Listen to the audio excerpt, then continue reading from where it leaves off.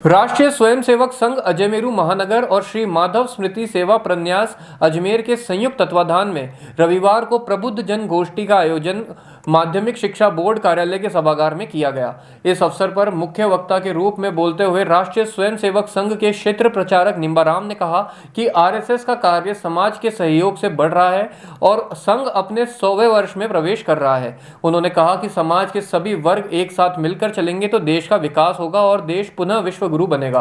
उन्होंने कहा कि भारत के राजाओं ने भी विदेशों पर हमला नहीं किया, लेकिन अपने देश पर हमला हुआ तो उसका जवाब सशक्त रूप से दिया। उन्होंने राष्ट्र की परिकल्पना को अंग्रेजों की देन बताने वालों को आड़े हाथों लेते हुए पूछा कि क्या इस संघर्षपूर्ण 100 वर्षों से पूर्व भारत नहीं था?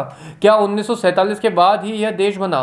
उन्होंने इसे आरोप लगाने वालों को चेतावनी भरे लहजे में कहा कि यह प्रचारित कर हमारे समाज को भ्रमित किया जा रहा है। विकसित भारत के लिए सभी की सहभागिता आवश्यक है। उन्होंने बताया कि कुंभ में संघ द्वारा एक अभियान चलाया गया है जिसका नाम एक थाली और एक थैला है, जो इतने बड़े आयोजन में प्लास्टिक के इस्तेमाल से बचा सकता है। इससे पूर्व कार्यक्रम की शुरुआत भारत माता के चित्र पर दीप प्रज्वलन के साथ की गई। वहीं इस मौके पर चित्तौड़ प्रांत के संघ चालक जगदीश सिंह राणा और विभाग संघ चालक मुकेश अग्रवाल भी उपस्थित रहे। गोष्ठी में आए सभी आगंतुकों का श्री माधव सेवा प्रन्यास के मंत्री खाजूलाल चौहान ने आभार व्यक्त किया। आज इतना अध्ययन हम अपने महापुरुषों का नहीं जानते, अपने संस्कृति का नहीं जानते, अपने देश की परंपराओं का नहीं जानते, उससे अधिक अंग्रेजों ने उस काल में किया और इसलिए वो जड़ में गए। तो उन्होंने कहा कि इनको यदि कमजोर करना है तो ये मिटे क्यों नहीं।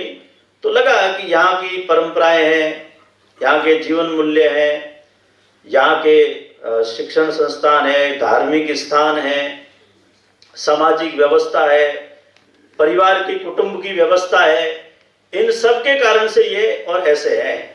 और इसलिए 1835 में एक नई शिक्षा नीति वो लेकर आए।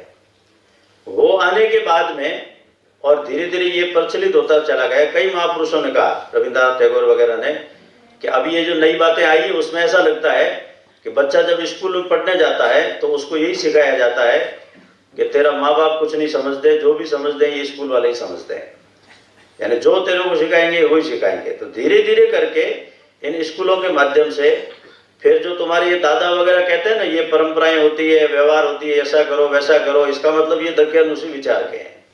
धीरे धीरे आगे बढ़ते बढ़ते और उन्होंने भारतीय रूप में अनेक अंग्रेज पैदा करने शुरू किए। तो वो भी हम सारा इतिहास का हिस्सा उस दृष्टि से जानते हैं। तीसरी बात है वो है देश की एकता और एकात्मता। तो देश की एकता और एकात्मता के लिए काम करना। तो ये जितने भी भेद निर्माण किए गए हैं उन विदेशी षड्यंत्रकारियों ने, उन सब से देश को, जिसको कहते हैं ना सोशल हार्मनी, वो कितनी आवश्यक है आज के समय में। क्योंकि अलग अलग कोई भी आज संघर्ष करके या जीवित नहीं रह सकते। हमको लगता है कि नहीं हमारा समूह बड़ा है एक जाति का, हम तो उसके बल पर ही जी लेंगे, तो ये संभव नहीं है, क्योंकि आने वाला कल बड़ा भयानक है।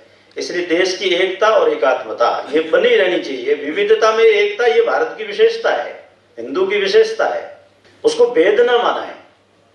भेद करके कौन प्रचारित कर रहा है तो उनको समझना चाहिए।